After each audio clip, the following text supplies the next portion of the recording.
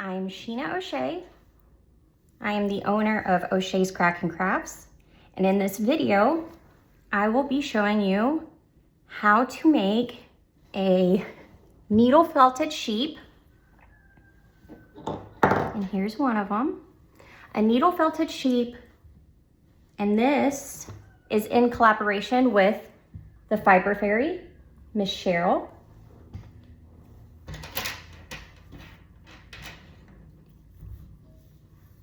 First, we're going to be going over the contents within the kit. So you're going to get 5 18 gauge wires, and they should be floral wires, so they're covered.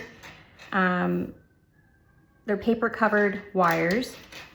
You're going to get 2 needles, a foam block, which yours will be prettier than mine, 2 glass eye, well, a pair of glass eyes. You're gonna get some an Elmer's glue stick, black wool, core wool, and some pink blush wool. Now there are some other tools that I think would benefit you in having this kit, but they're not necessary for you to actually finish the kit. It just makes things, some of these tools, I've come to know that they make felting go by a lot faster, or it's just easier. So one of them is measuring tape. This one has inches and centimeters, and most of my measurements will be in centimeters. I make tools. This one's the jabber. So it's just 3 regular felting needles in a aligned, and then it's held together by moldable plastic, which is nice because you can just heat up this plastic. Say if you just broke one needle, and then you can pull out the broken needle and put in a new needle and then mold it back to the way that you want. And I just made a little tiny like sheath for this one, so it has a little stand and it protects the needles. Some scissors. We're going to use the scissors probably, you know, when we get to the locks. Sometimes I just like to cut off the really nice ones. Some pliers, and these ones do have wire cutters with them.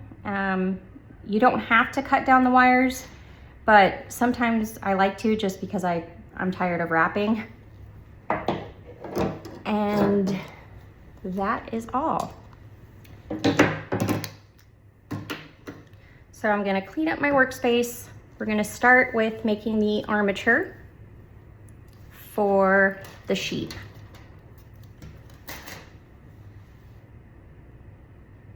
So you're going to take one. We're going to start with the head, and we're going to bend that wire in half.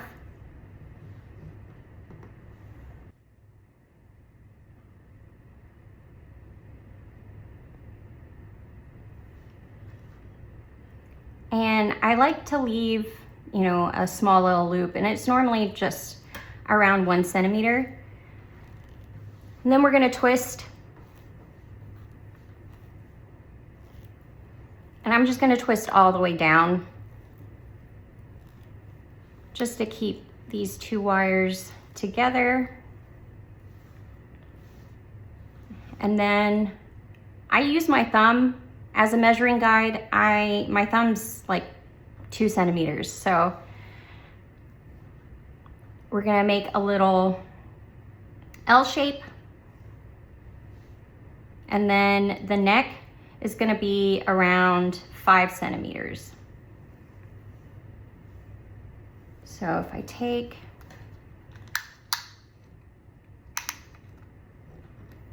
my measuring tool, it's a little too big, went a little too much. Okay, so 5 centimeters. We're gonna put that down. Then we're gonna start with the legs. So each one of these legs is gonna be the same starting process.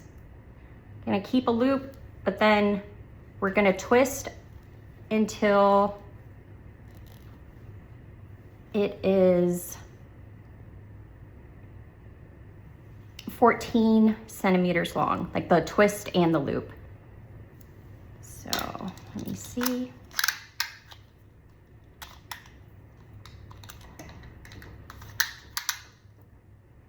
Right at 14. And I'm gonna use, since I know this one's 14 centimeters, I'm gonna use this one as a reference for all of the other ones.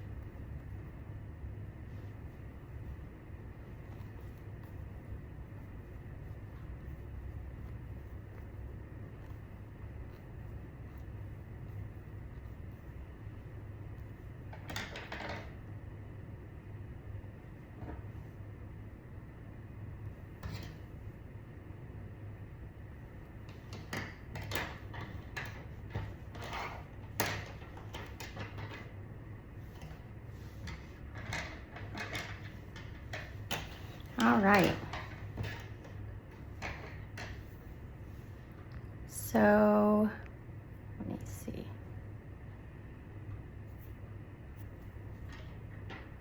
So now that we have all of the pieces, we're going to attach each one of the legs onto the body. Right here at the where this end or where this L's where it bends, we're gonna take the wire, we're gonna put that bend into the V, and we're gonna twist one wire one way, one direction, and then we're gonna twist the other one the other direction. Just make sure when you are twisting that you're not putting this any further down than where that 14 centimeter mark was.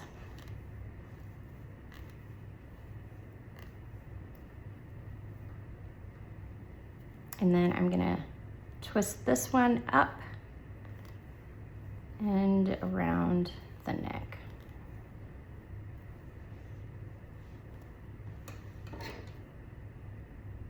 Do the same for the other side.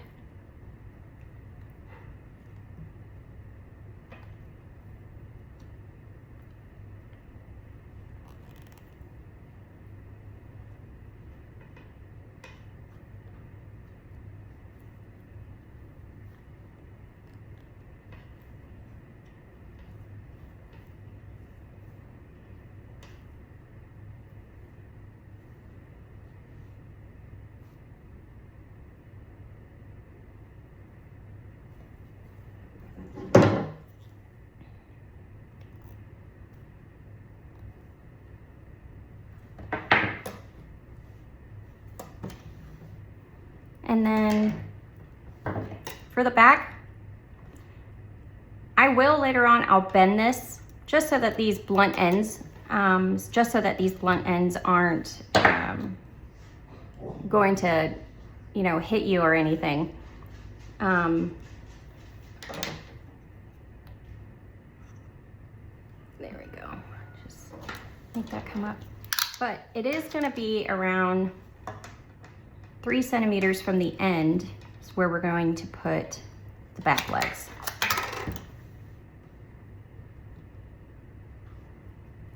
So it's the same concept.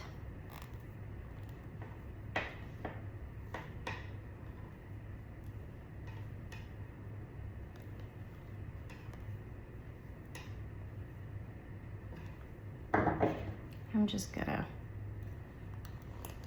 cut off that end.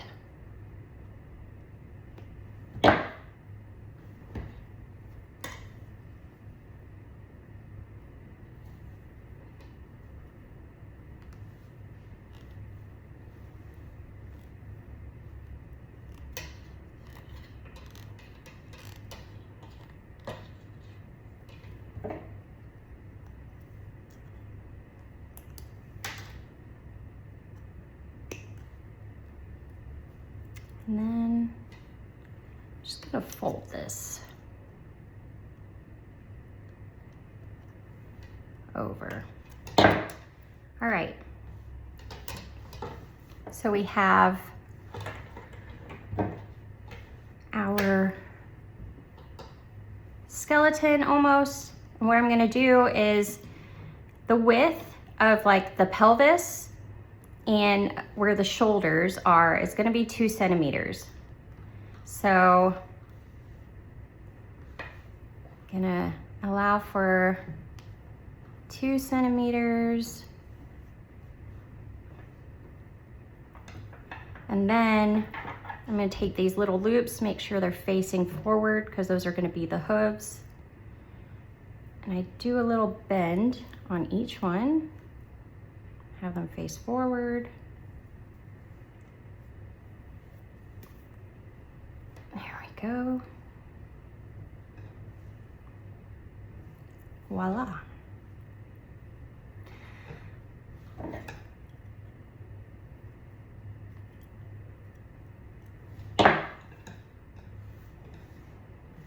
So now I'm going to show you how I bend each one,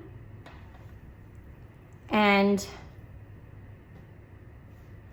they do kind of get bent out of shape, no pun intended,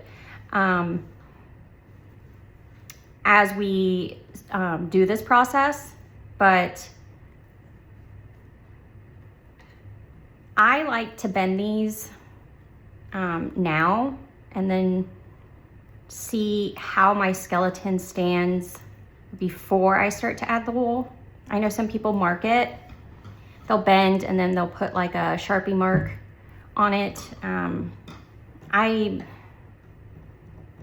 think that's a little bit too much for this felting creation,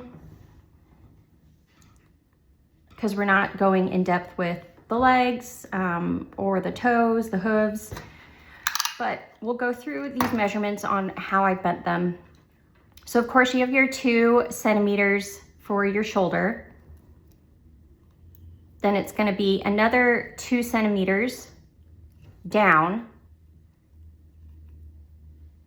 And then you're gonna round it off. So I'm measuring right where this starts to round off. So it's another 3 centimeters. And then this is right at 5.5 centimeters until the hoof. So again, for the back, 2 centimeters. And then I do go at a diagonal towards this elbow.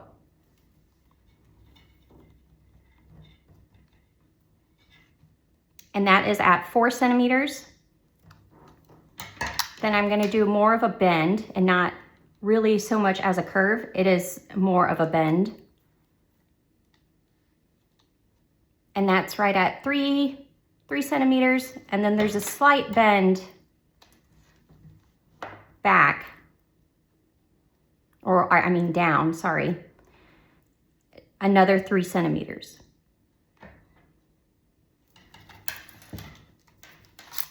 So you just do that, have it mimic on the other side, and then make sure your skeleton stands. And this one's looking pretty good. I'm happy with it. So I will now, oh, So I will now grab my core wool,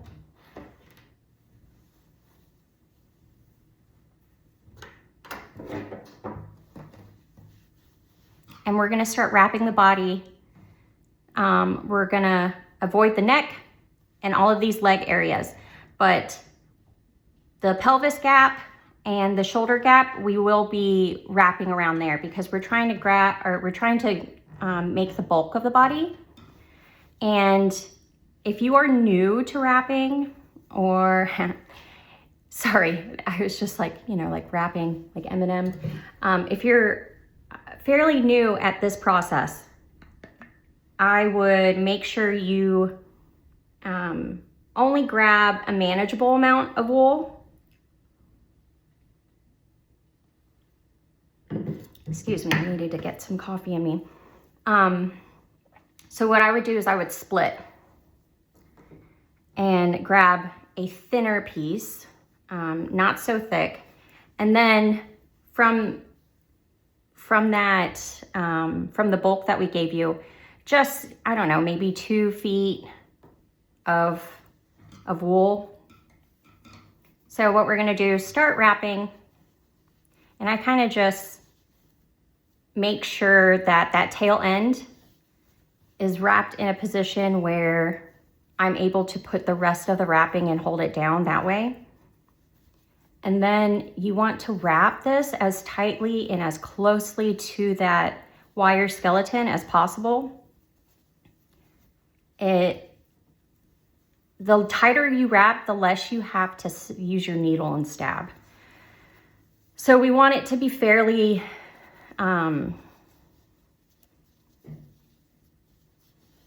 we'll say dense. We want the body to be firm, almost tennis ball firm. I kind of like it a little bit firmer. In this case, we're putting locks over top of the body, so this felt will be more forgivable if we don't you really have like a firm body.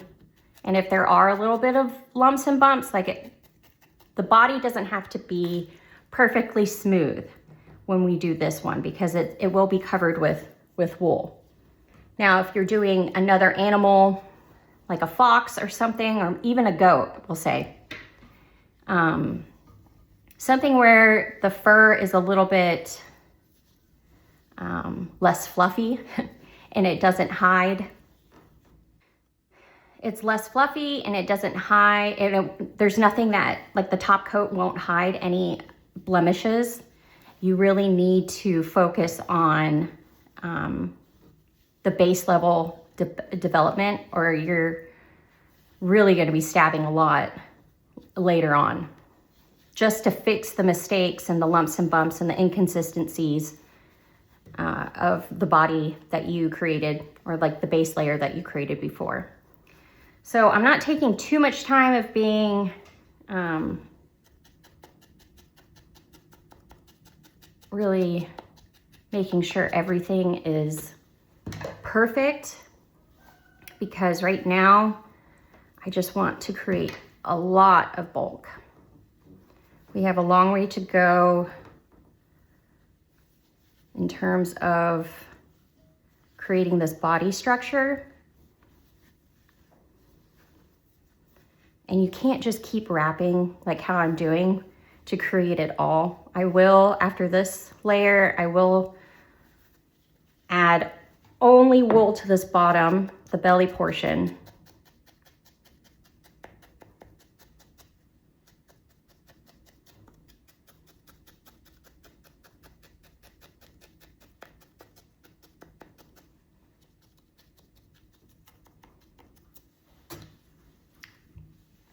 So I'm gonna do that.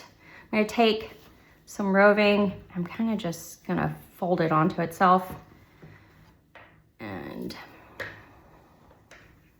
kind of just gonna lay it along there. I'll give it a couple of stabs. Don't stab yourself. If you need to use the foam mat, use the foam mat. I'm kind of,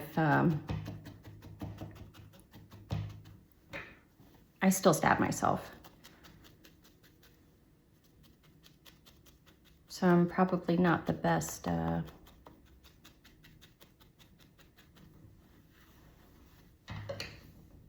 example of, I'm the example of what not to do. So I have more bulk there, and then I'm gonna add more bulk to this other half. And I folded it.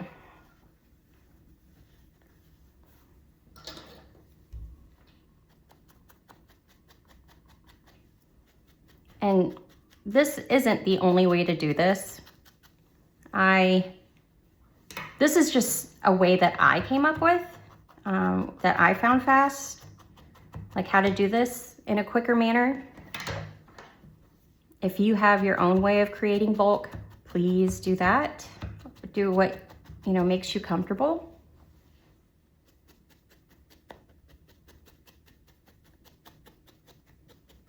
If you just want to stab and add layer by layer that way, cool.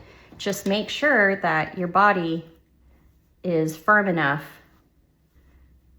You don't want it to feel like a plushie. You're gonna have troubles if it feels like a plushie later on once we start adding the locks to it, because it's gonna be really hard to stab those locks in. And if you start stabbing the locks in, and there's certain places that are softer than the others, your sheep's gonna look really lumpy and bumpy. It's gonna start looking weird. So make sure it's consistently firm all over. And that's kind of what I make sure when I do add, that amount at the bottom, I do wrap over top of it.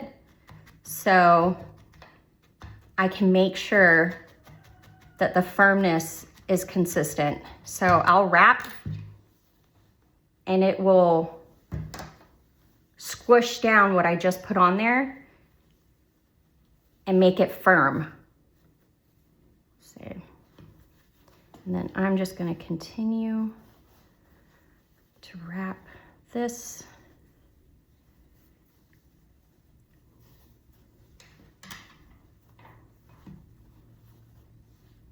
Oops.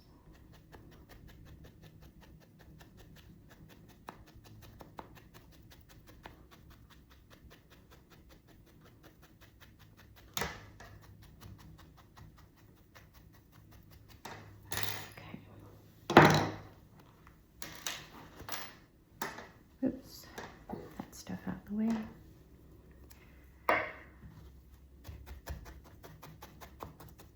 See, the jabber tool's nice, or and any multi-needle tool is nice. Makes the felting go by faster. So this is me just firming up the body. I feel like it's a little bit too squishy.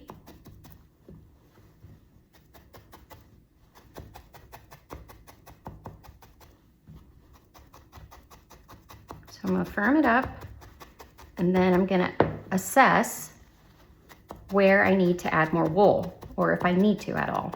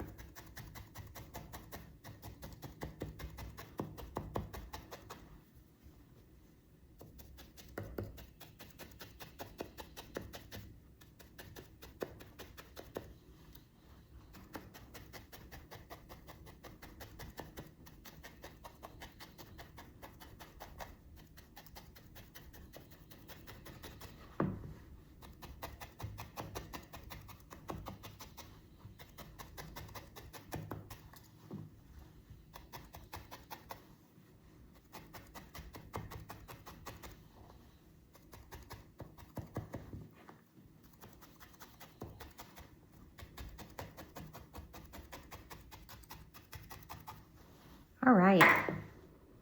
So I'm actually pretty happy with the way that body is. And what I'm going to do now is I'm going to show you how to start adding the legs, like the leg muscles that attach to the body.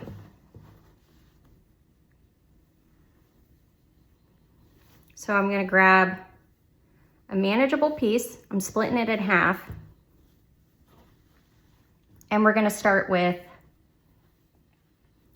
the back hind legs first. So I'm going to start wrapping it. Let's get that out of the way. I'm going to start wrapping it up the wire up until probably that bend right there. And I'm just going to come straight back to like where this, almost where the tail is, you know, like right beside that tail. And I'm going to felt that down.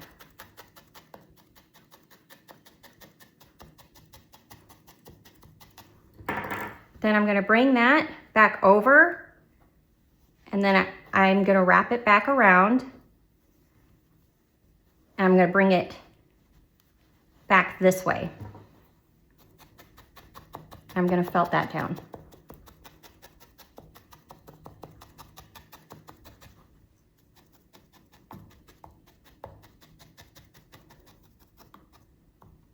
Telling you it's not an exact science. I do it different every way. Like every time I do this, it's always different, but it's essentially the same kind of movements. I kind of just, sometimes the wool wants to work with you one way and sometimes it's like, nah, I'm not doing that today for you. So just taking that excess, whatever excess that is, I'm just gonna finish it off.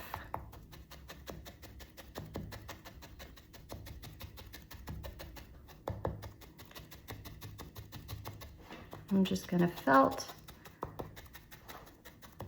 that stuff down. Same with the leg. And I'm gonna flip it over. And you see it's still pretty separate from the belly, right? And that's kind of what I was looking for.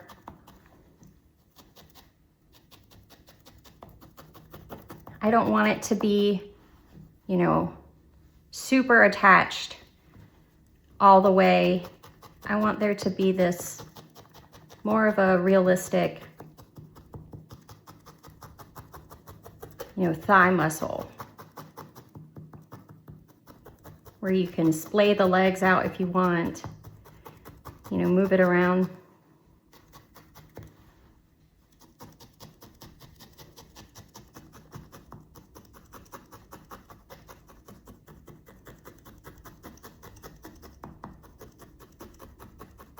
I'm felting that down and it's pretty firm. So we're gonna switch, oops. We're gonna switch to the other side, grab more wool.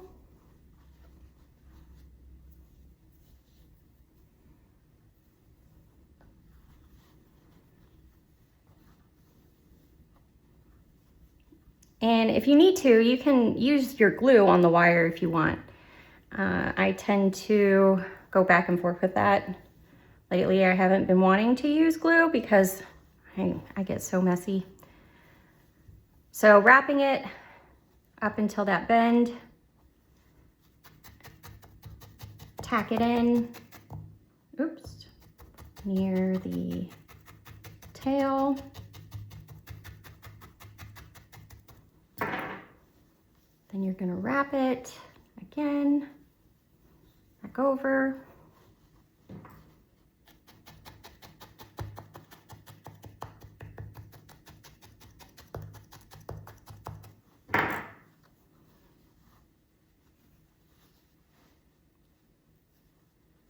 Wrap it back around,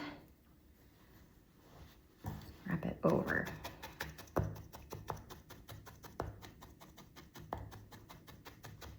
So it's, you don't need to put like the same exact amount of wool. as we wrap it, it doesn't need to be exact. As long as you get the shape, the end is this shape, you're good to go.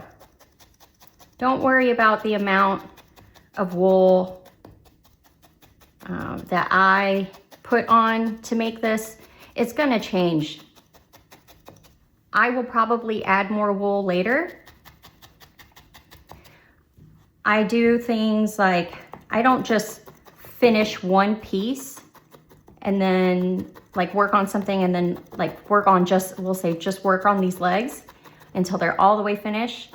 I do a little bit of the legs, then we're gonna do the neck and the head, and then we're gonna do the legs again, then we're gonna go back up to the head, and then we're gonna work on the ears. So I bounce back and forth between everything.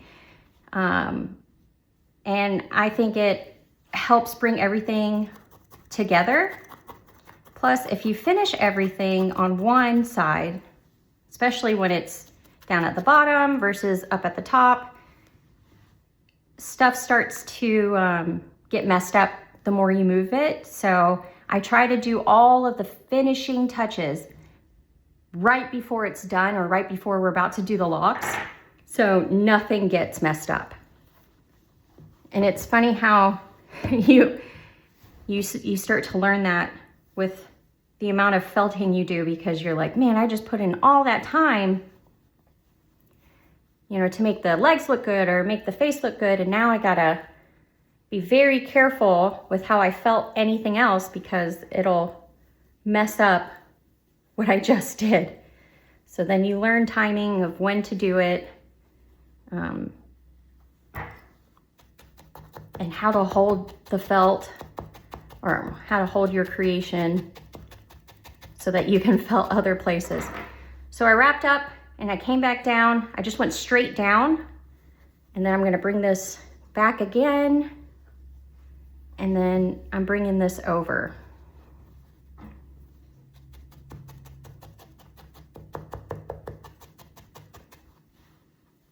I'm just gonna wrap that back down so it blends in.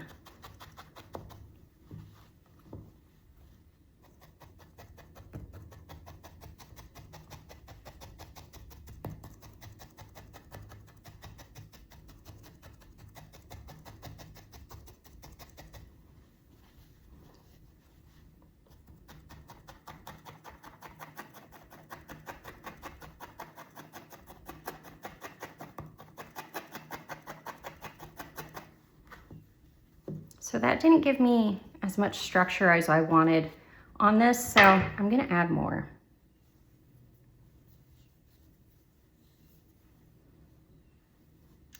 I think I'm just gonna start.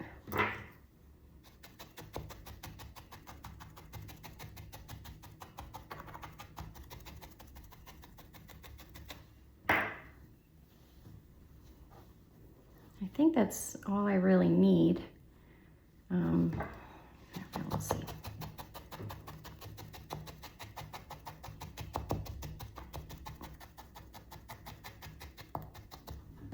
Nope, I'll add some more. So I'm gonna flip it back around. I'm gonna bring it forward.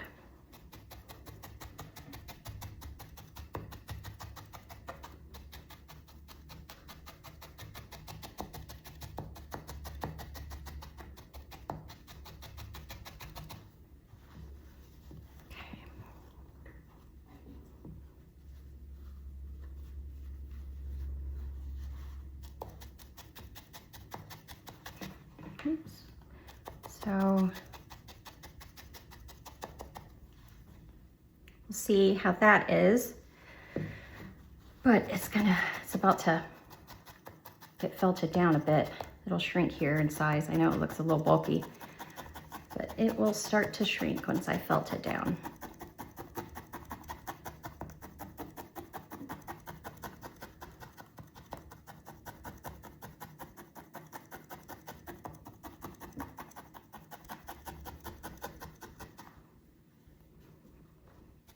Perfect. It's about the same consistency as the back legs. It's a little thicker, but it's about the same. So there it goes. I'm gonna start on the other side, do the same.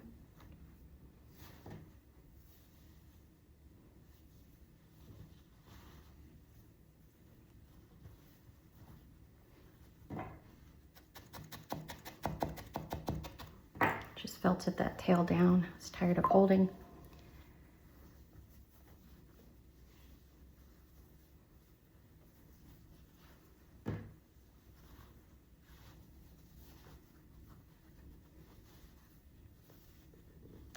Oops, sorry. Okay.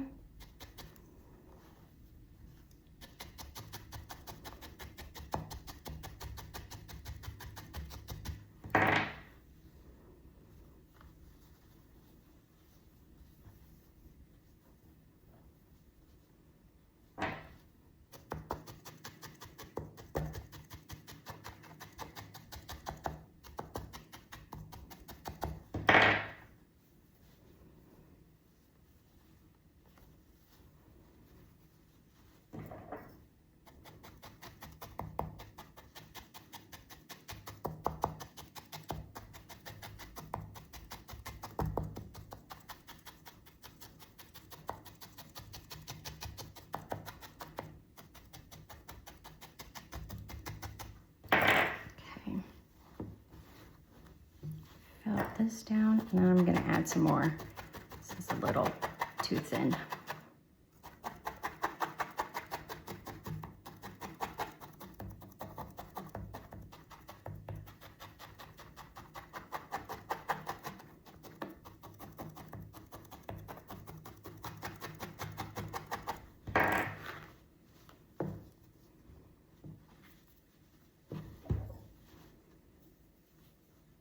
Okay.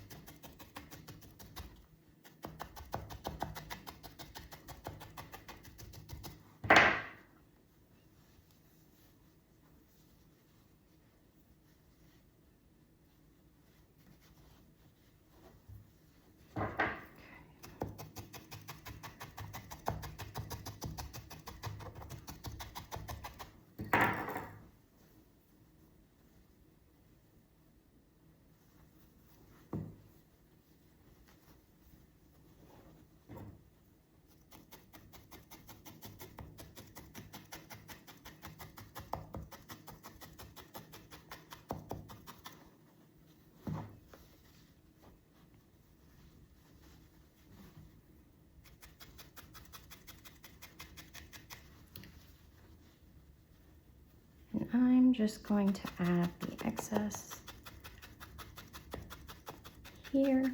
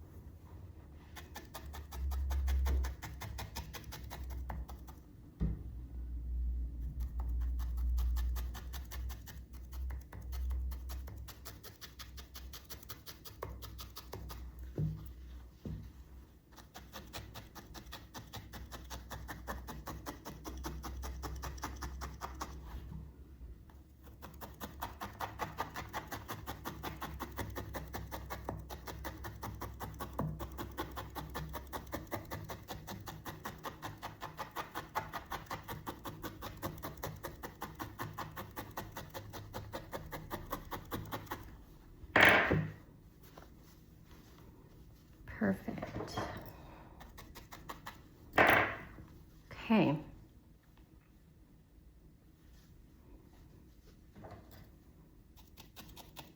Okay, before I forget, let's do this tail.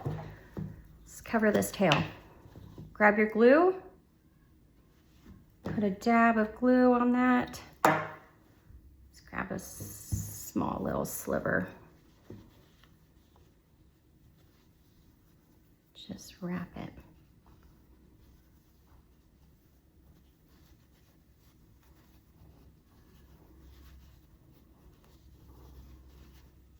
Then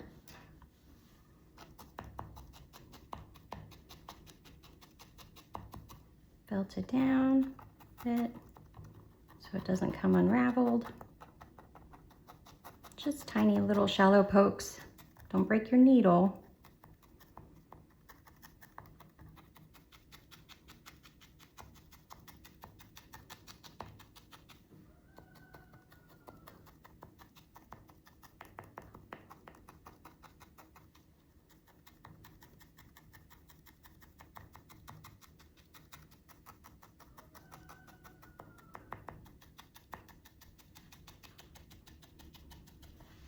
Okay, cute little tail.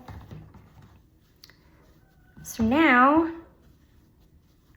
I'm gonna take a quick break. Welcome back. Hopefully everyone is caught up till this point. Let's start adding some wool to the neck and the head. Probably should add it more that way. Okay.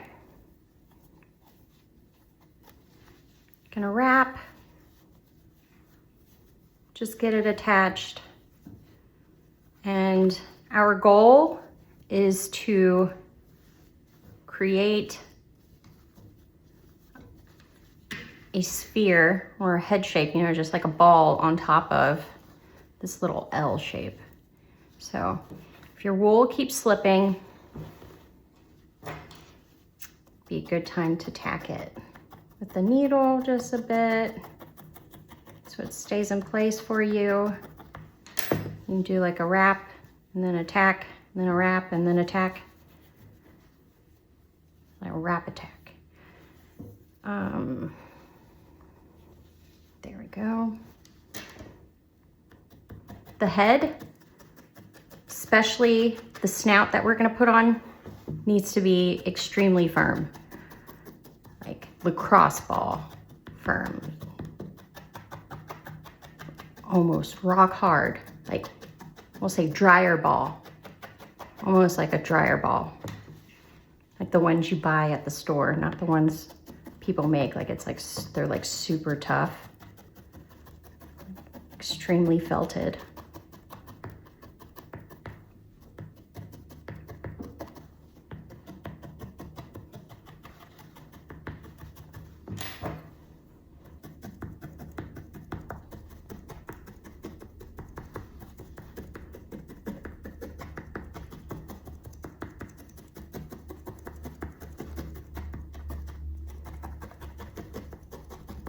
And on this head, to get the shape of it, we're gonna be doing a lot more needlework to manipulate that wool to get it to stay in place where we want it to. Okay.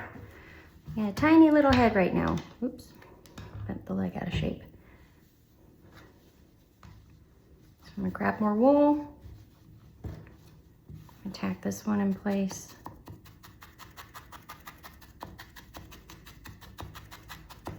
So I can pull the wool pretty tight. If you pull the wool too much, it'll rip. So gotta find that, you know, that boundary of how tight you can actually pull before it rips. And it takes a little practice.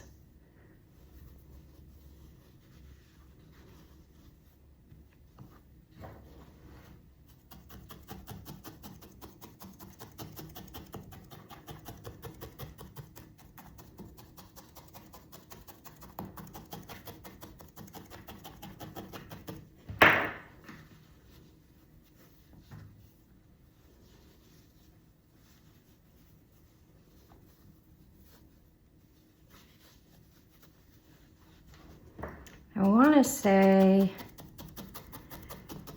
you're looking for a ball or sphere that's going to be around 4 centimeters, we'll say. Not 4 centimeters, maybe 2 centimeters, 2 or 3. Let me see. I will measure this. I measured it before and I can't remember.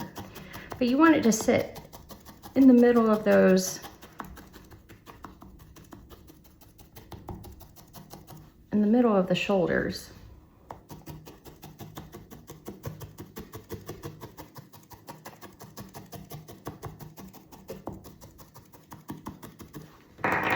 We'll see.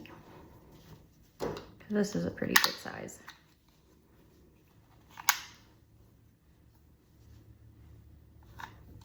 It's about 3 centimeters.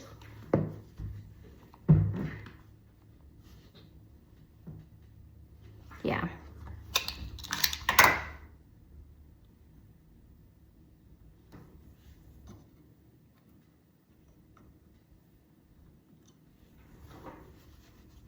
So then now that I have it this shape,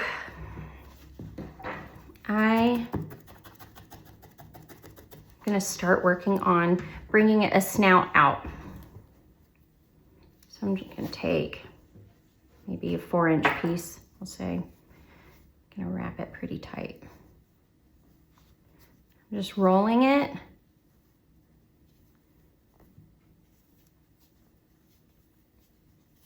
Try to wrap it as tight as I can.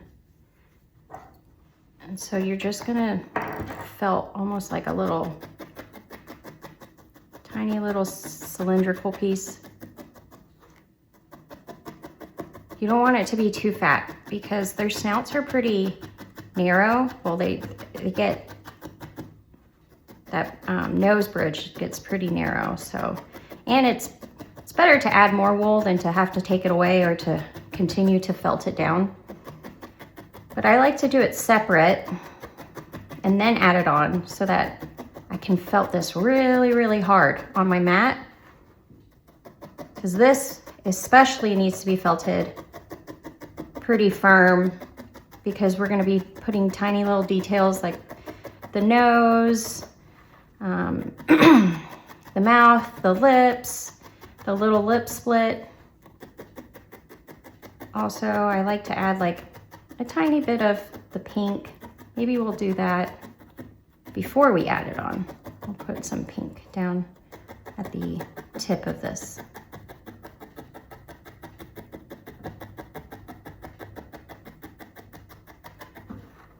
All right, it's pretty firm. Let's hold it up. All right, let's add some pink. I mean, sometimes we might have to cover it, but that's a lot of pink, tiny bit.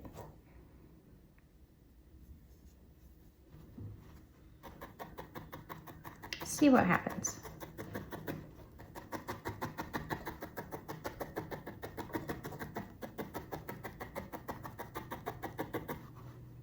Might have just been a waste of our time, but we'll see. Okay. So I left a little tail and, you know, just a little fluff. I'm going to use that to get it attached to the head.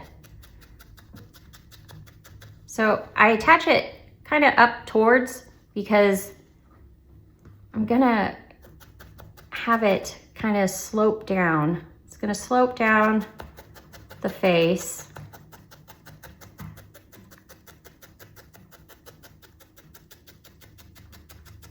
And I'll show you here in a minute.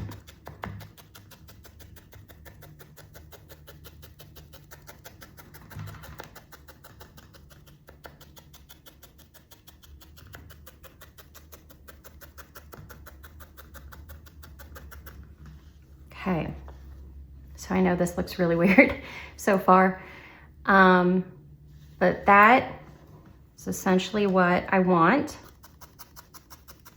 I'm gonna felt it down a little bit more so it's more secure. But what I'm gonna do after, so I'm gonna take more wool And I'm gonna add it to either side and kind of just, you know, create like more of a cone, like a tape, you know, like a, I'm gonna taper this out, have it come in, like, and meet this nose right here. So I'm just gonna add bits of wool layer by layer until it fills in.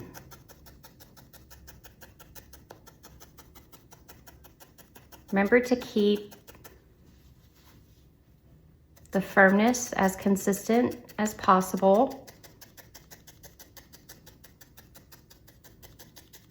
So there's going to be a lot of stabbing, a lot more than you think for it being such a small little area, because you want it to be firm.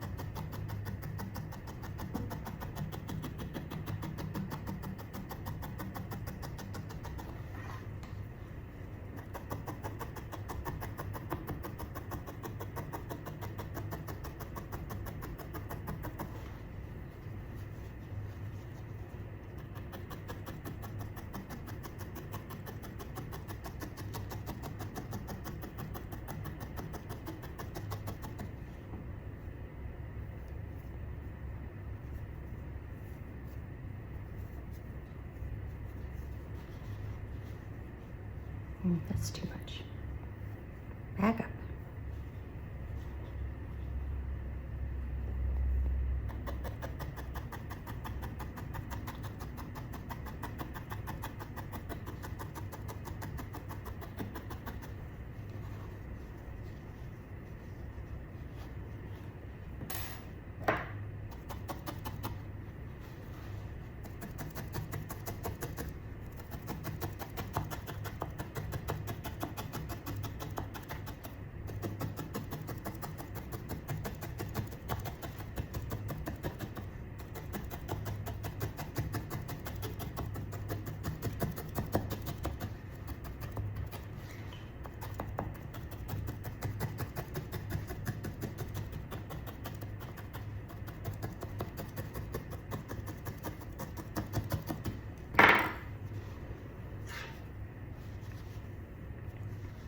Okay,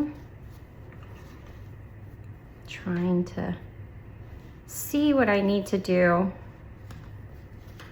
I think it's starting to get a little bit long for me. So I am going to make sure I push it back a bit.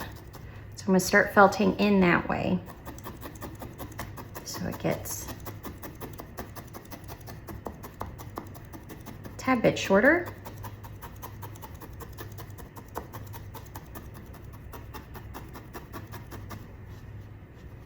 There we go. I need to add more wool, oops, to them cheeks.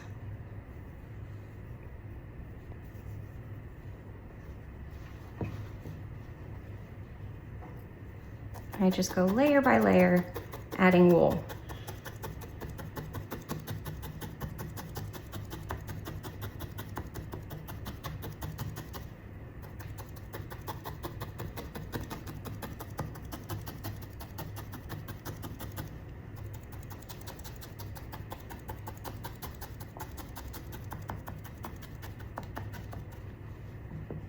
Starting to look better. Need to add some more on the other side. And some down below.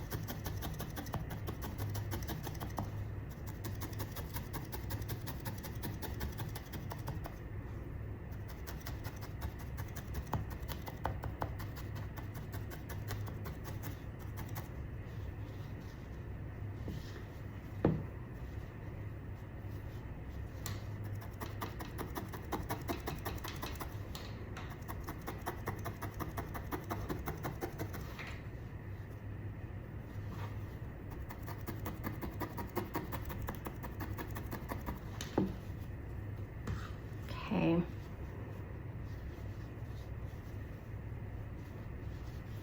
feel like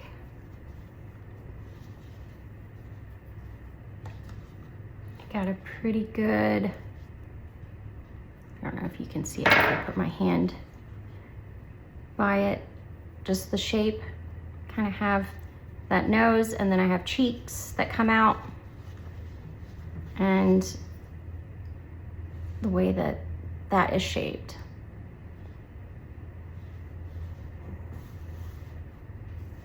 So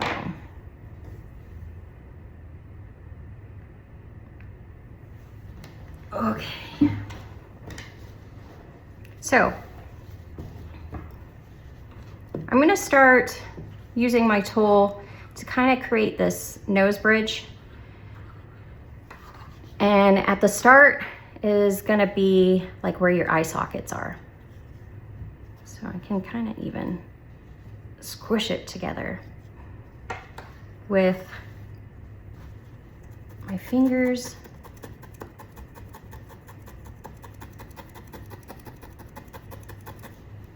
And then it just helps us later when we're gonna add the eyes. We'll know where the eyes would be. I'm gonna create little eye sockets because I'm probably gonna put some brows on, a little eyebrow.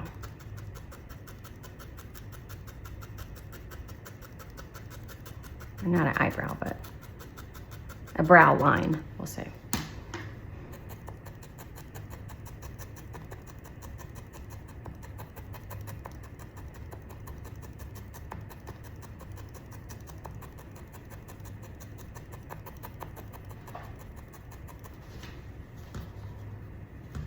You see?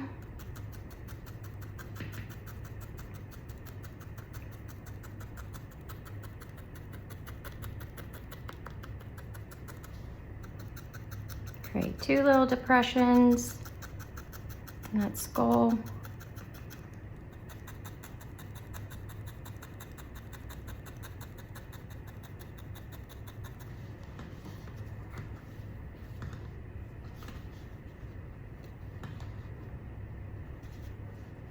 All right. Just got wonky.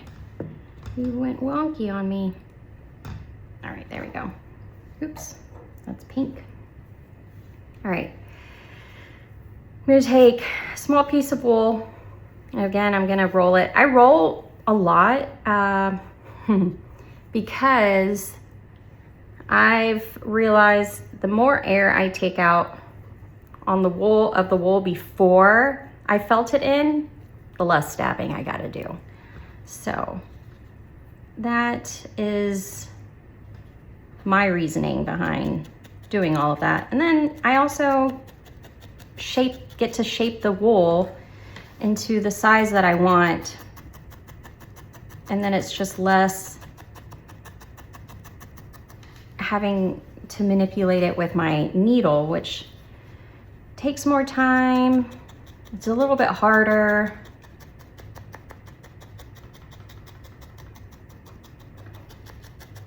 And I always try to go, you know, less is more.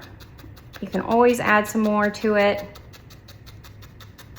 And it's just a bit harder to take it away. I mean, you definitely can take away wool. I end up just ripping off the whole thing that I just put on, or you're gonna have to cut it off, redo it. Yeah. It's just better to add.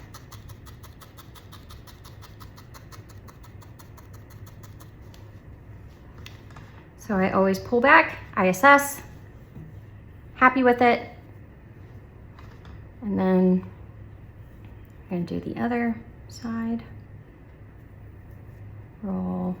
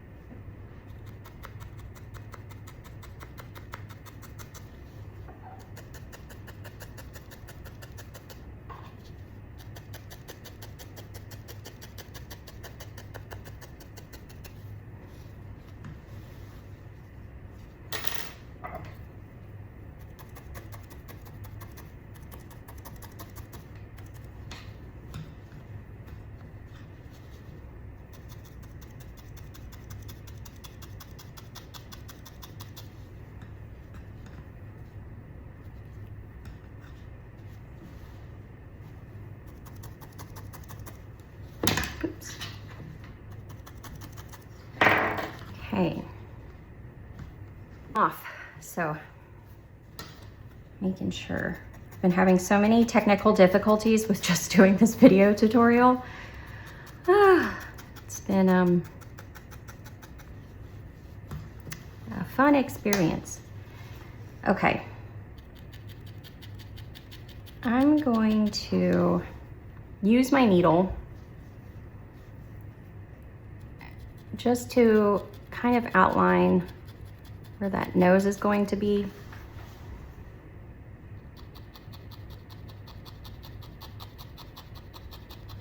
So just like I did with the eye sockets,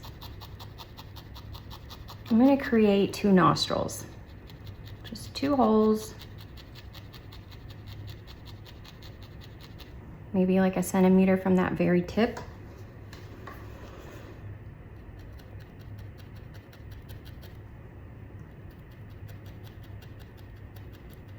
And I'm just going to do short little shallow stabs until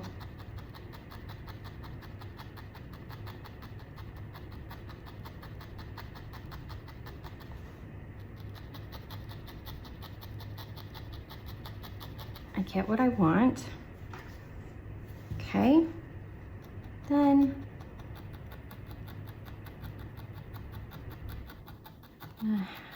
create like an apex that both of those holes are going to connect to. Essentially creating a V. No? See?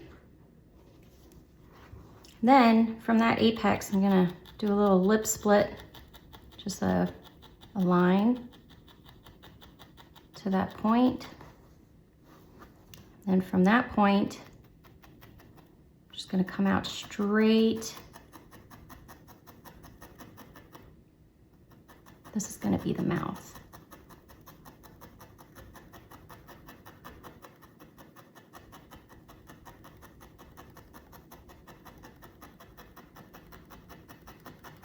And I like doing it this way where I'm creating these lines with my needle beforehand, because before adding like the colored wool, because not only is it going to tell you if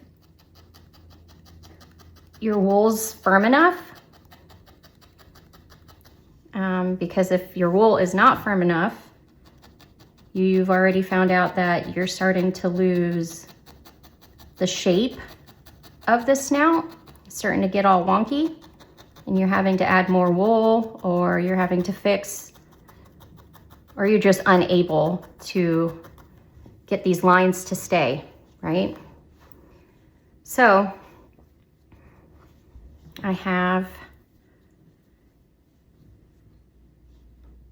we can almost see the personality already coming through.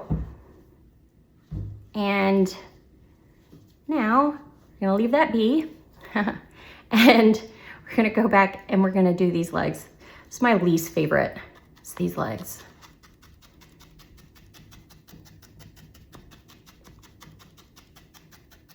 And I'm actually going to put a pause on the video.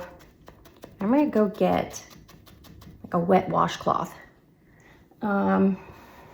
Or, you know, like a wet paper towel or something, because you might need to clean your hands off just to get the glue residue off.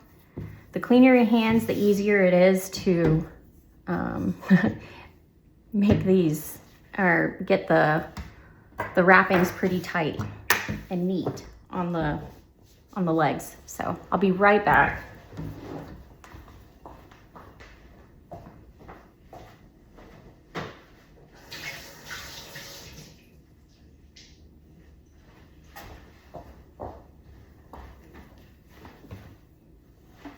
All right, so I have my washcloth.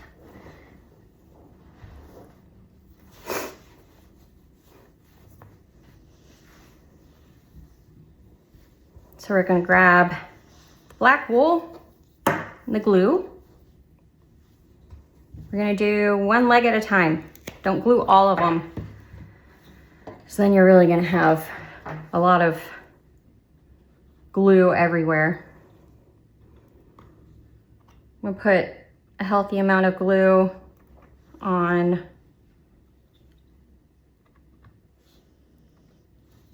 the leg.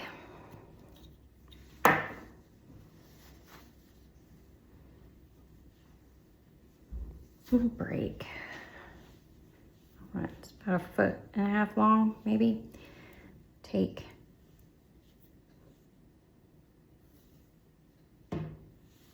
gonna make like 4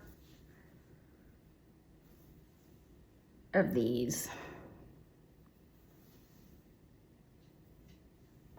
Let's see. It's a little too thin. I'm trying to make them all the same width. One's a little bit thinner than the other.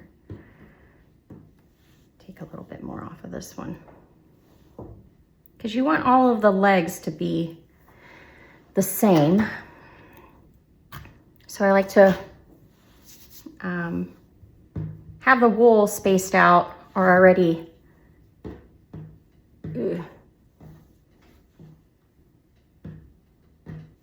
pulled apart so that they're all the same. All right, so you have your 4 pieces of wool ready, got the glue on, and what we're gonna do is I start from the hoof, go to the body, we're gonna go back to the hoof, and if we have any extra, we're gonna go back towards the body. I like to end towards the body versus towards the hoof because I feel like it's a little bit more secure if it goes up than down. But either way, we're gonna be adding more glue along the way as well. So I always face that tail end towards the body so that it gets wrapped and covered by your working end. And we're using merino, so it's a little bit stronger than that core wool we were using. The fibers are longer, so you're able to pull tighter. And I'm just trying to cover that tip of that hoof.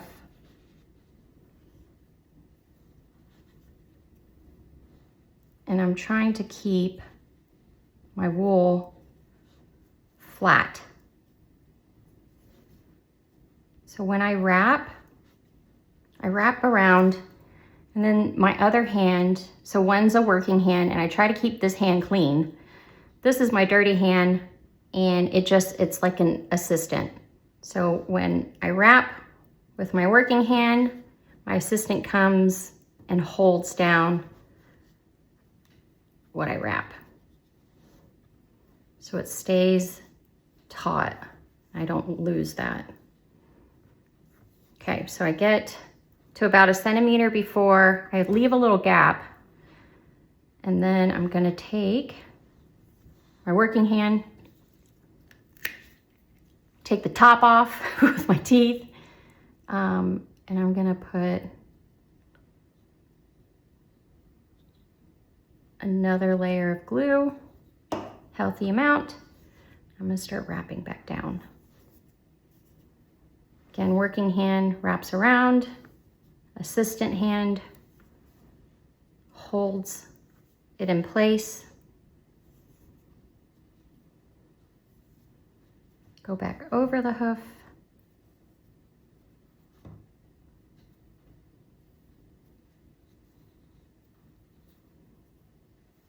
And I'm about to end. So put another layer of glue. Oops. I'm just gonna wrap it until it's secure. Right. So there we go. I'm gonna add more. I didn't cover this little toe. You can see it shining. And I feel like it's a little bit, it's actually too thin. Oop. So I'm gonna pull off another piece. Pull off some more for the others. because I know it's going to be too thin for my liking. Clean my hands.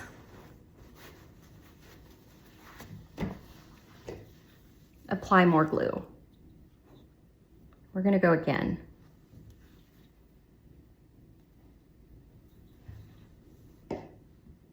Nice. Got my new piece of wool. We're going to start the same, and I know I have to pay special attention to this tip. So I'm going to make sure that is covered. Oops.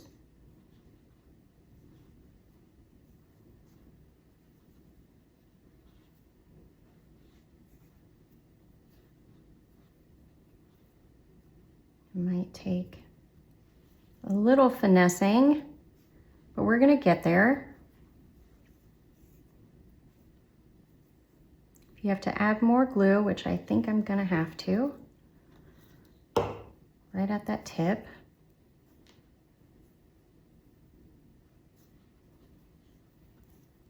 All right, I think I got it. Pulled it extra tight so it doesn't move.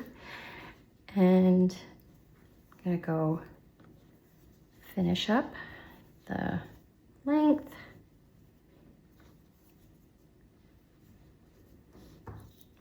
Add some wool or some more glue.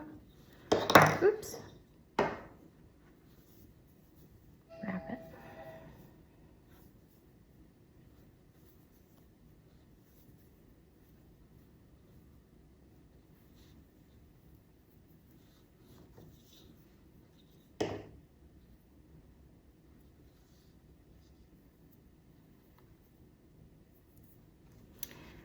Yeah, I like that thickness a lot better. And it's okay to have some of the glue visible. Try not to have like huge globs visible, because it on black, it kind of creates like a glue residue kind of look. It's like it's the wool's not as shiny where the glue is, so you can definitely see a difference. So I try not to keep any residue, glue residue on the top. So let's move on. Healthy glob on the hoof. And I'm just gonna grab 2 pieces because I know the other one was not thick enough.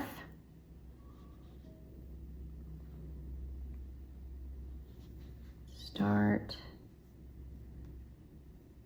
wrapping around this hoof.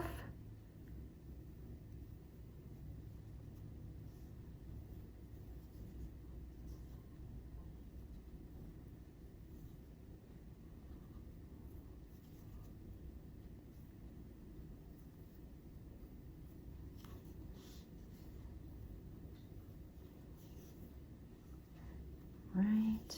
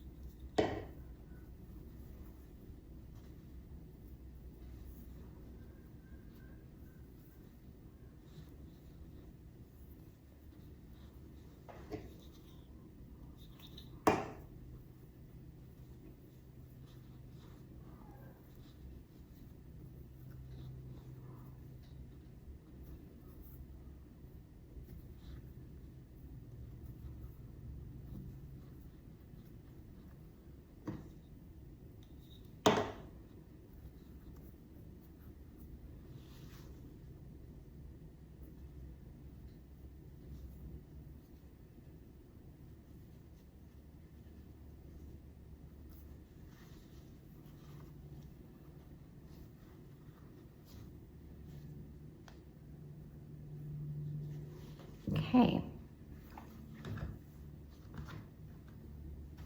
2 legs down. Moving on to the back. Let's wipe my hands a little. Fingertips.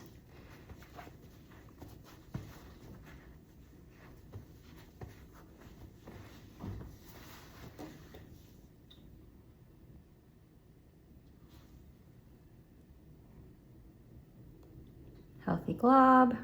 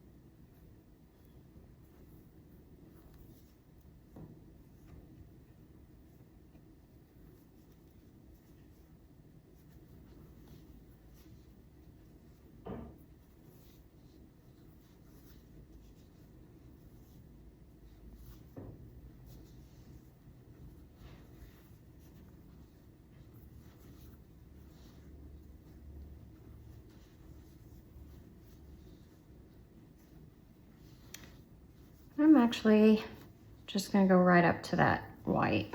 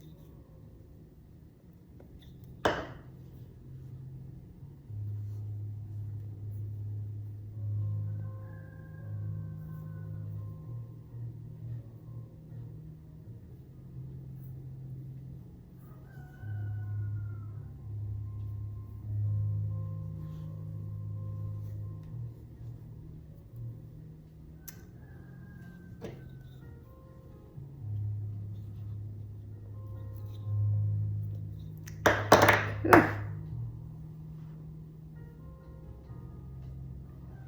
it's being dramatic, not doing what you want it to do, just add more glue.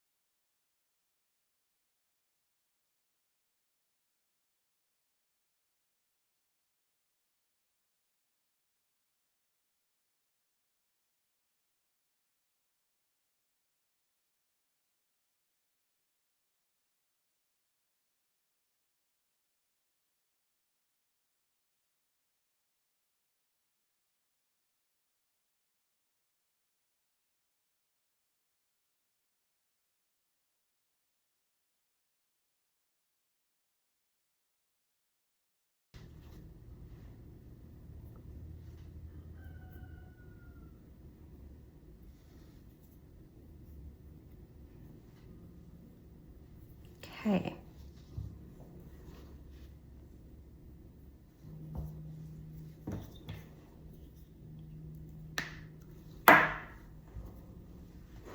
All the legs are done in the black.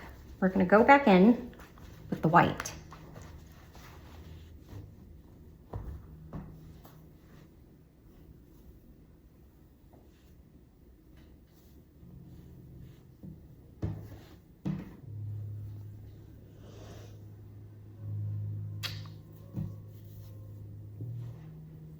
Throw that out.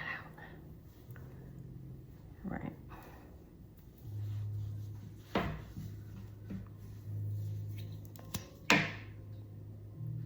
A little bit of glue covering that black.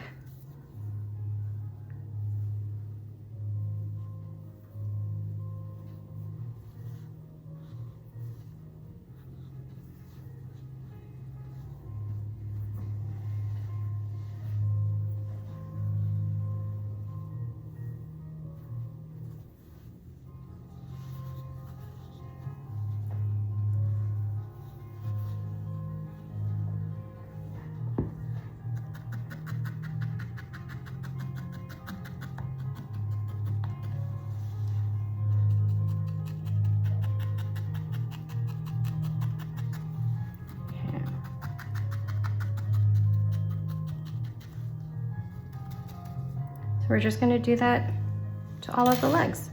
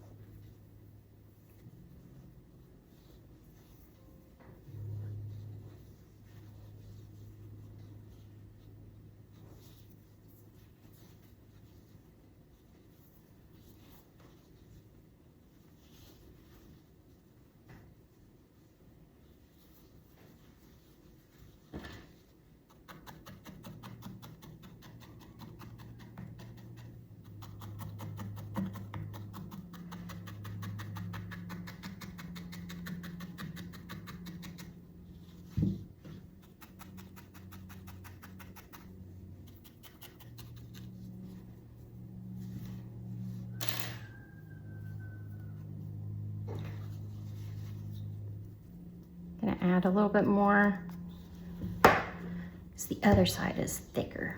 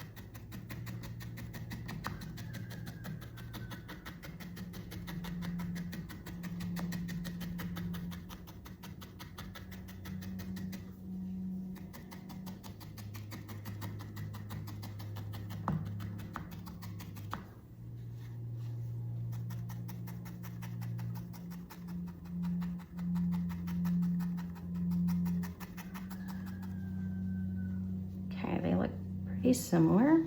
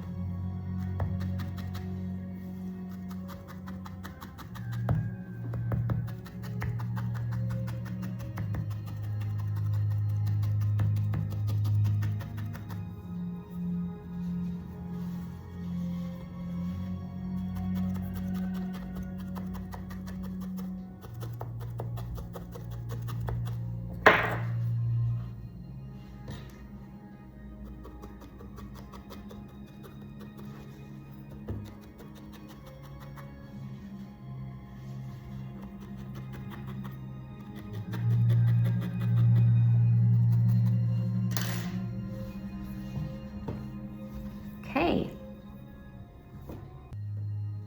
So we're gonna start doing the details. Add the eyes. If you don't have an awl, take one of your needles. Be careful where the point of your needle is going because it's gonna come out the back of the head.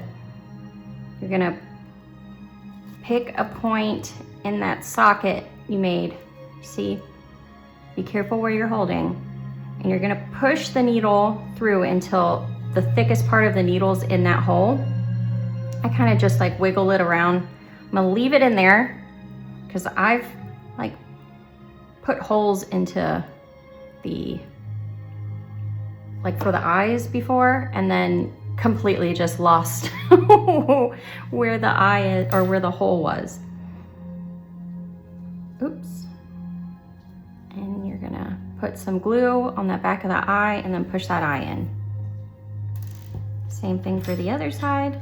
I like to flip it upside down because then I can see where I need to put the second hole. So watch where the end of that needle is. Move that around. Oops. Glue on the end of that eye.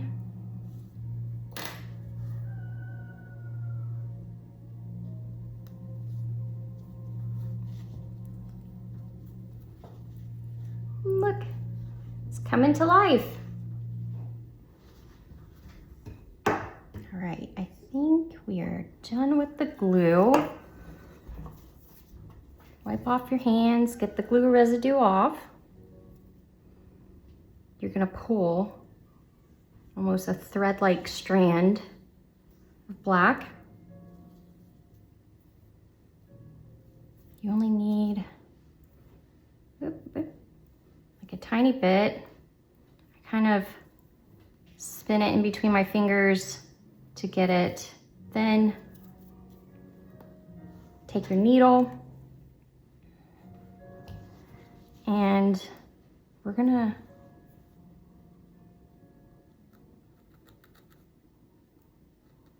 start this right at like the tear duct, like that very corner tear duct of the eye. And you're gonna follow that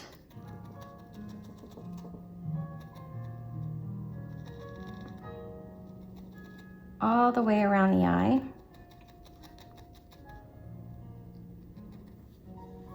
And back to the tear duct. If it went too far behind the eye, you can go back around again. I think mine looked pretty good. So you can either, I hold down and pull.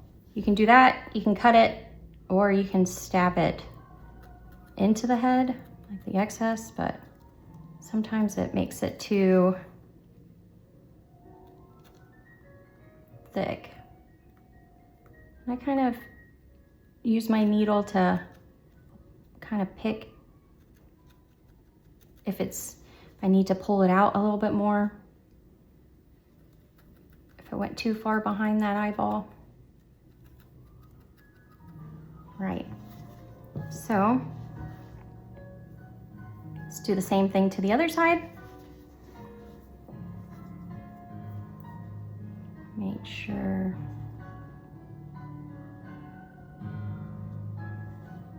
you don't go too far up from where the other one was.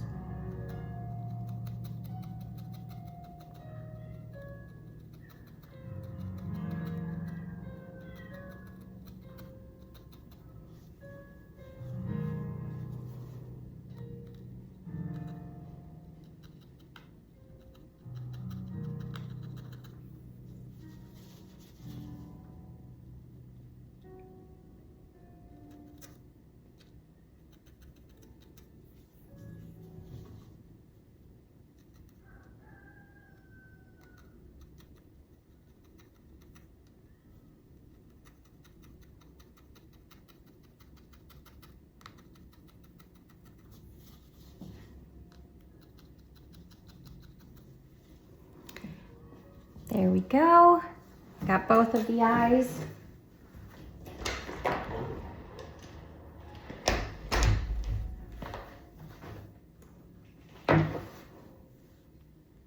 Now we're going to take another thin piece.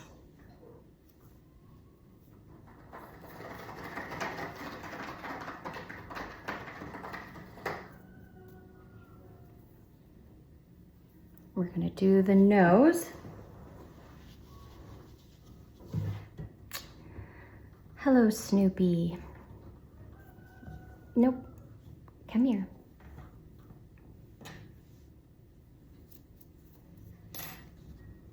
Come here, Snoop. My laptop's out and she is, okay, great. Found something else to mess with. All right. Start in the nostril. And then we're gonna go down that V. So if you pull the line in the direction that you want, or the, you know, that little piece of wool, and it's great that we've already made, you know, kind of like a guideline for it anyways.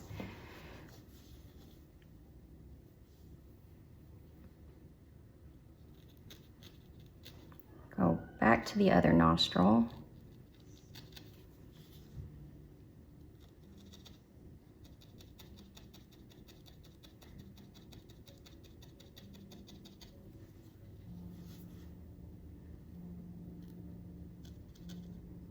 And go back down.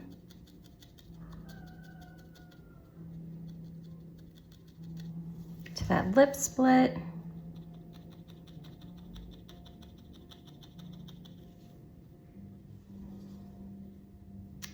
Then if you can, split it so it does both of the, like the whole mouth. If you can't, you just add more wool.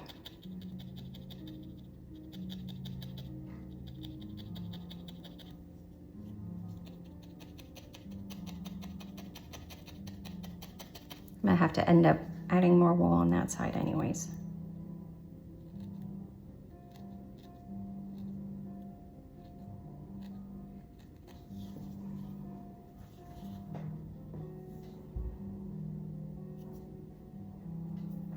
I grabbed a tiny bit.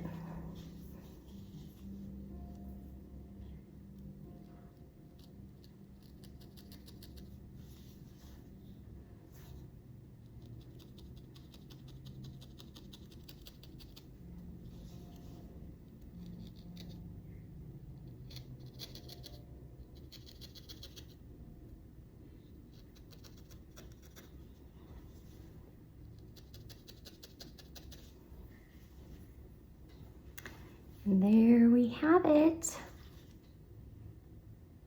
This cute little guy. Ear time. So we're gonna make the ears. So this is a ongoing change up I always do. Let's see.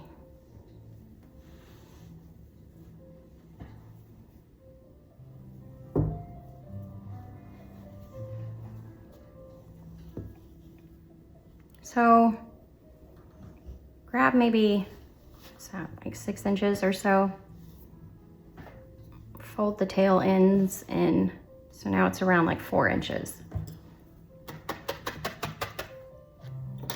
I'm going to felt this so it is as flat as I can make it. Don't felt in too much, it's gonna get stuck to the foam pad. So you're gonna pick it up, felt from the other side.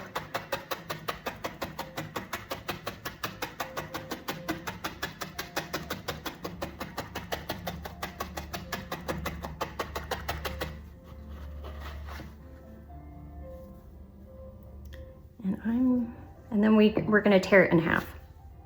So I normally do like 1 ear out of this, 1 ear out of this, but the last 2 times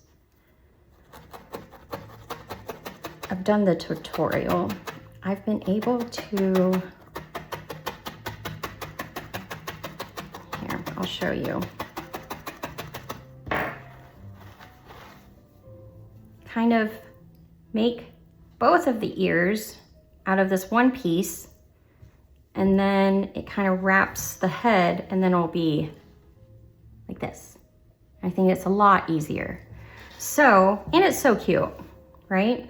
So what I'm gonna do is I'm gonna shape, and if I have to pull a little bit, I'll pull a little bit. I'm gonna shape these ends of this into little points and start making like an ear shape. And remember, pull up so it doesn't get stuck on the mat. If you have like one of those clover tools that are like, you know, like it's like a punch, like it has a spring in it, that's great for this part. Flat iron is good for this part too. I'll show you, I'll go and grab my flat iron and I'll show you a great way to kind of just add a little bit more oomph or depth, I guess, into your felts. So that's kind of like the shape you're looking for. I'm gonna try to replicate that on the other side.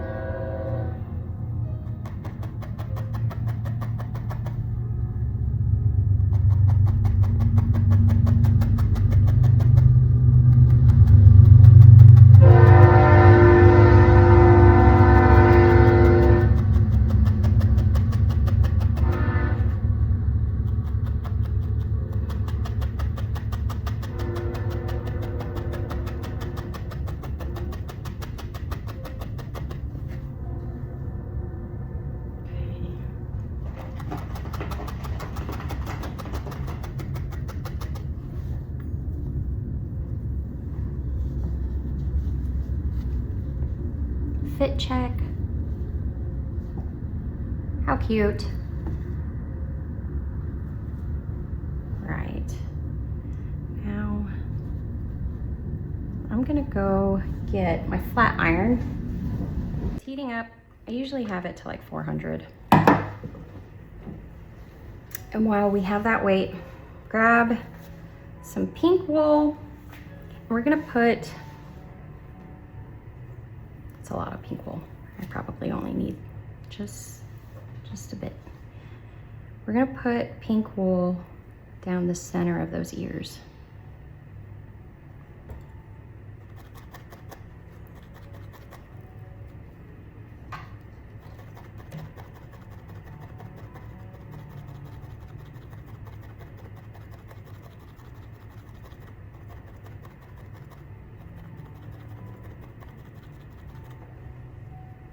As so. Do the same, other side.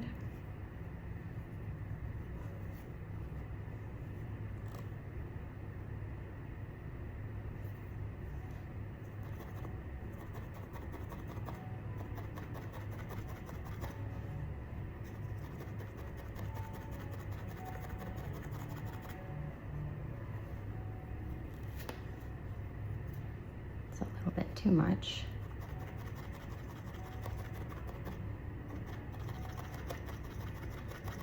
Okay,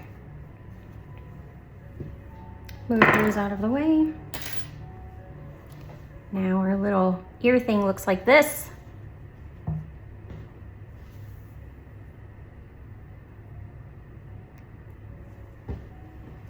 We're heated up.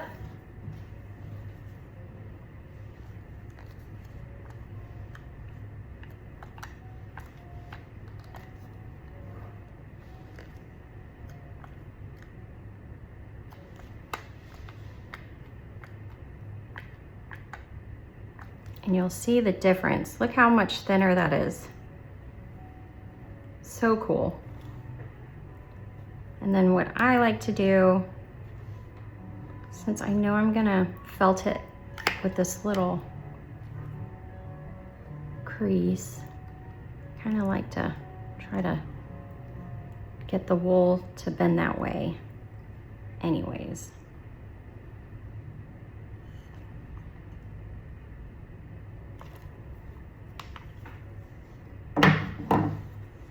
Okay, so sometimes the shape just get pushed out and becomes a little wonky, but it's really easy to just go around and, you know, if you need to tuck in some of those hairs on the ends. It's a little bit too messy looking. Just do tiny little stabs and it will tuck those in. Or you can go around with scissors.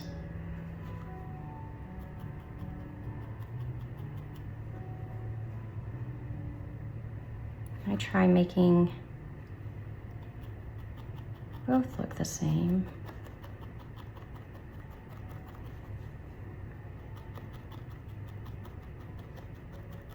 All right, Snoop.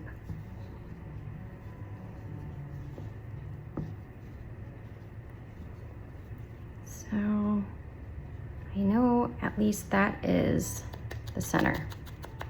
So I'm going to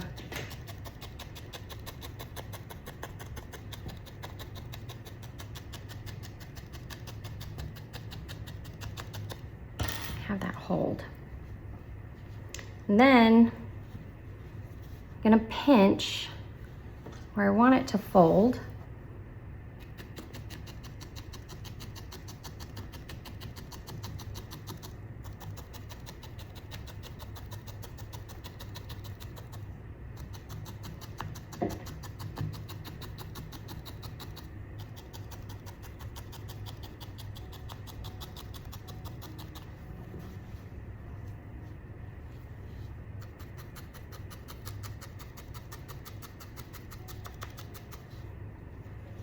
Right,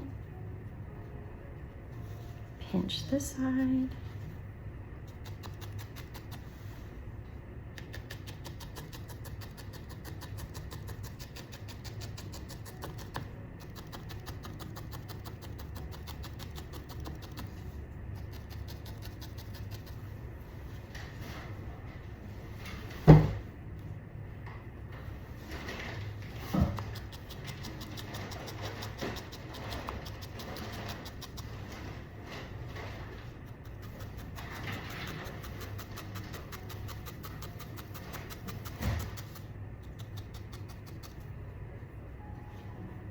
Look at how stinking cute that is.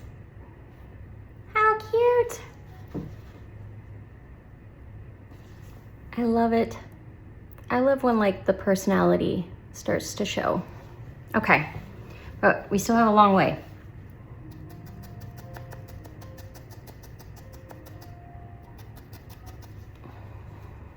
We're at a good stopping point. Welcome back.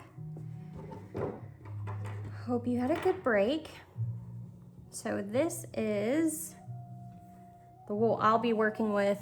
I'll show you. This is the one that's probably in your kit. This is BFL. And it has a bunch of different types of curl structure. I love it. I'll show you the difference side by side. This is the one I did yesterday with the locks that I'm using right now. Actually prefer working with the BFL. I think it's a lot easier to work with. But nonetheless, what I want you to do is to take stock of your inventory of your locks. So I kind of just grabbed out of my stash locks that are great for, we'll say like these. I might want, since they do have, some of them have some pretty locks, I might have it be, you know, just go over the top so that it's less felting. Some of these prettier ones that have like a really nice shine to them, I'll probably put that on the chest area. And then there's some of these like fluff. It's like pulled, you know, they're kind of lost the curl structure. It's a little bit more fluffy. That will probably get put in on the belly So like some of these. And it's the same concept, even though it's a different type of lock. I did cut, you know, some of the locks off. So if there is like that, you see the blunt end, I just chopped it off because that's the only lock that I wanted. See, and I did cut some tiny pieces of nice locks because they'll either be put on the head or around this neck area, or even just to fill little gaps. So I like to have a little nice healthy stash of that. But we're going to, the way that we start to add locks onto the body is going to be in layers. And we're going to start belly. We're going to cover up this belly area, and then we're going to put the first layer of locks down. So it'll probably be around this point all the way around so that those hang. I'll show you.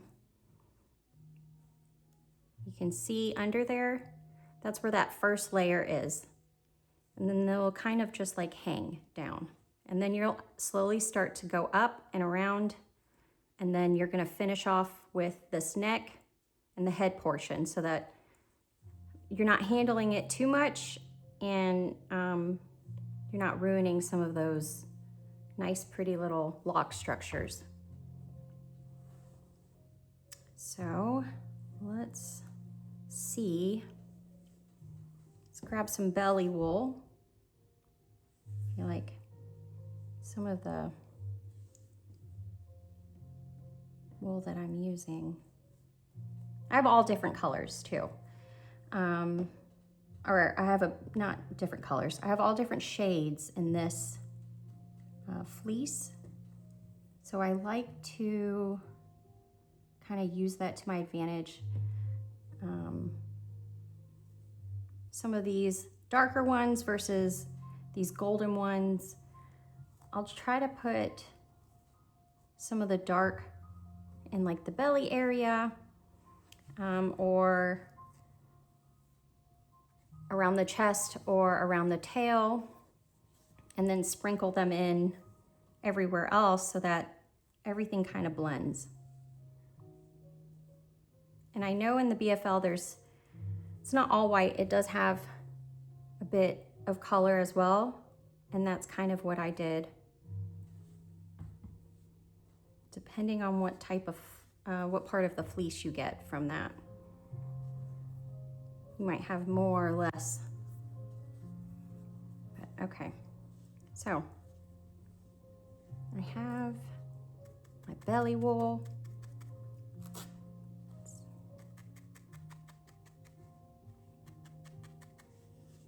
We're gonna start to just felt that in.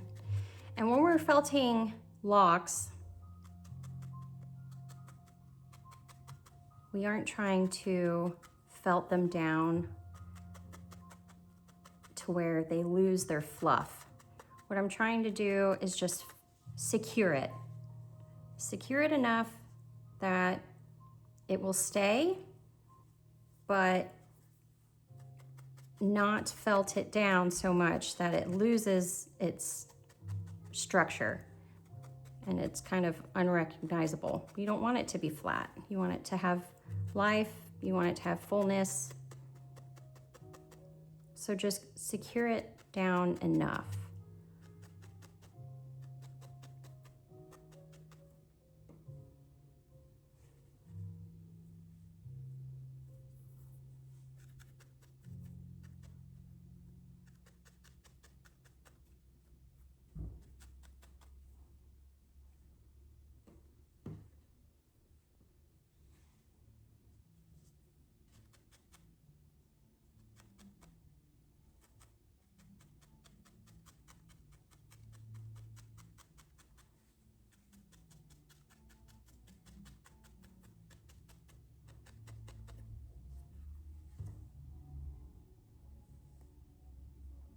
You can see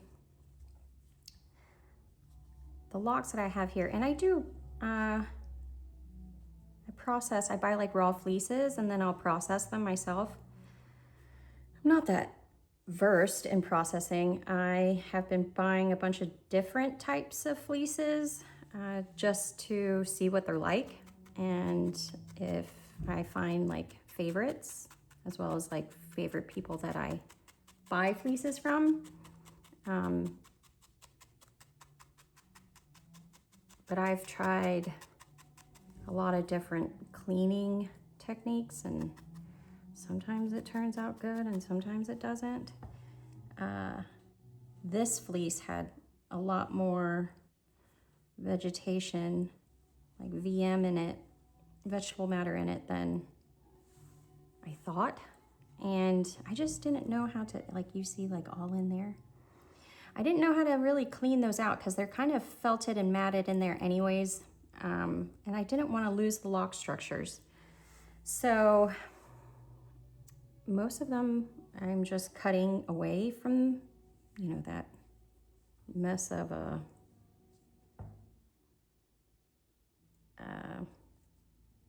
matted hair.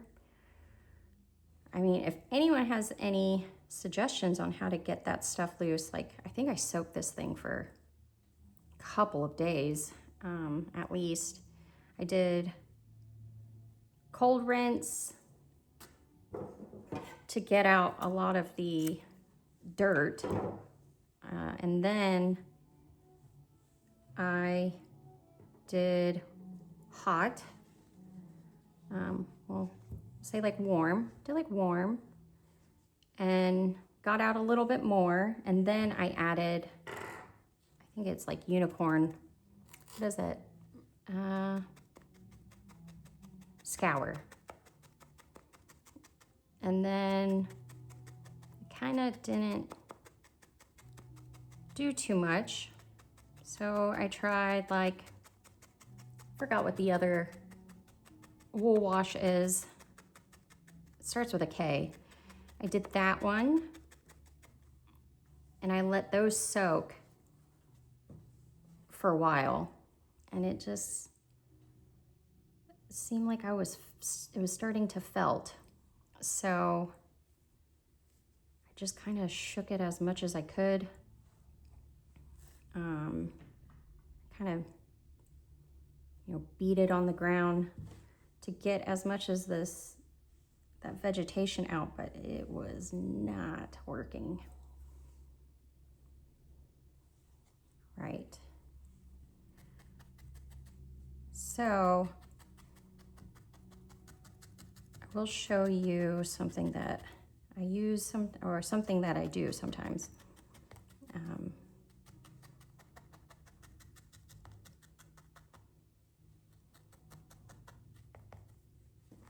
So I'll felt it down and then I'll fold it over. And this works sometimes like when you have like a blunt edge, say, you know, you cut off a lock structure and you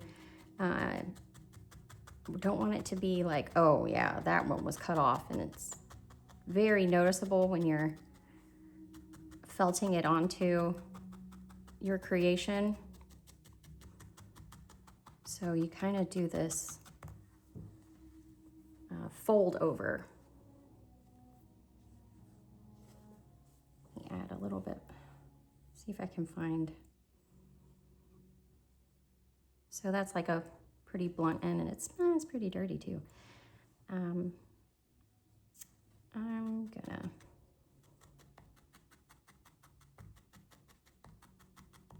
felt that down onto the leg.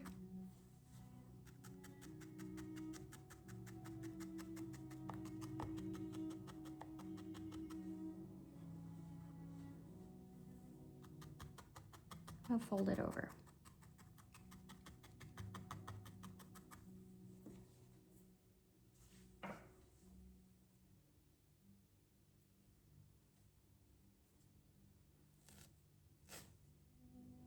Okay.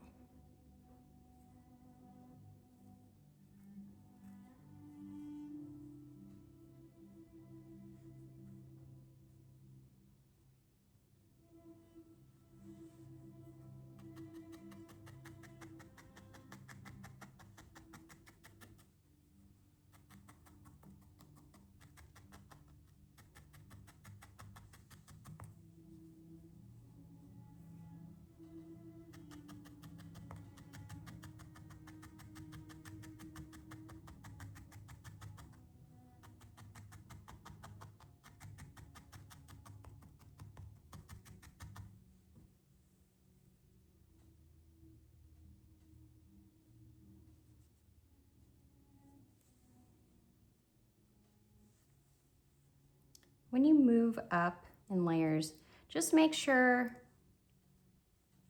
where you felt it in, it's not just covering up what you, like the layer before it.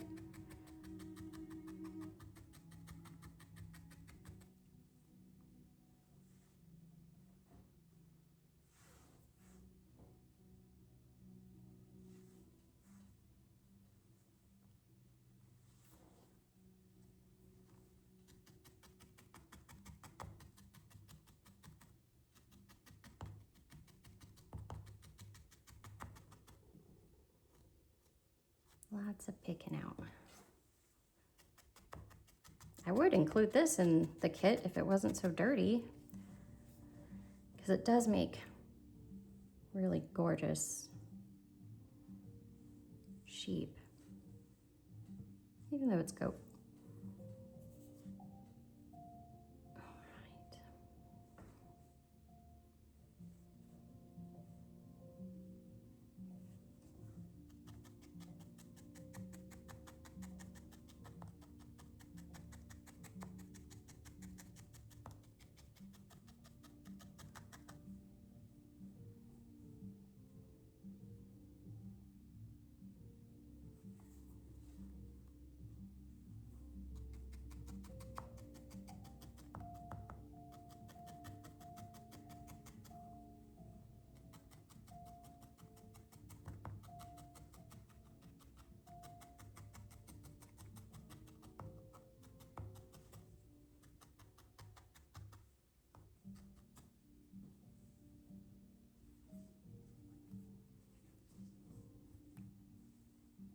Isn't that really pretty?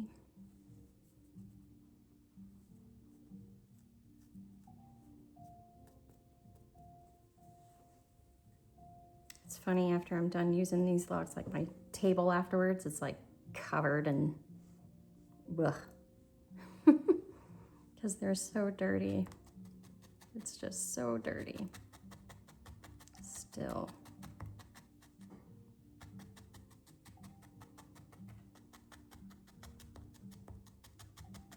So I did cover this because it was kind of bald right there. It's kind of missing some locks, if y'all noticed that. But for the layer above, since I do have like a two-sided, I'm gonna kind of felt it to where it lays just above the other one.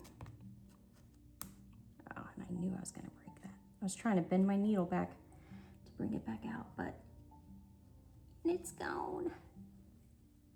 It's gone in there. So, yep, that one's gone. I very rarely try to retrieve the needles, especially if it's in a really thick part. If I can, I will, but I don't necessarily try to break apart what I just did just to retrieve a needle. Oops.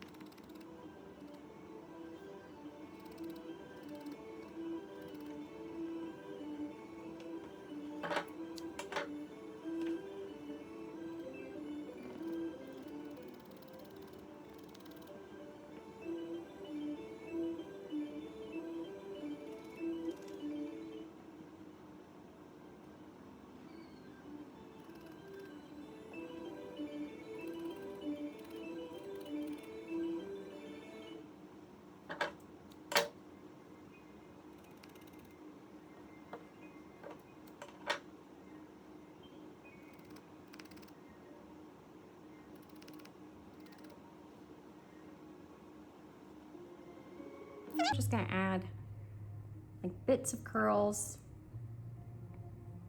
all over the back and stuff, just to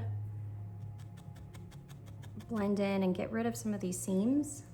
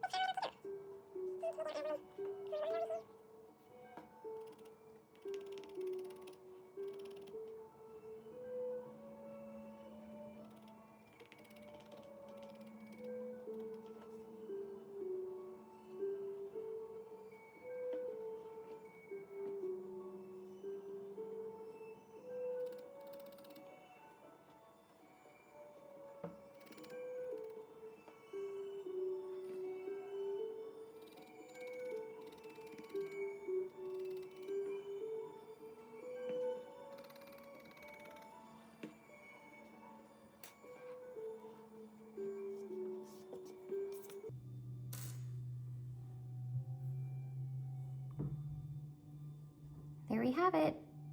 If you guys have any other questions, comments, I'm open for suggestions. If you know how to clean locks, hit me up. And yeah, I hope you guys enjoyed it, and I hope to do more with the Fiber Faerie in the future. Thanks.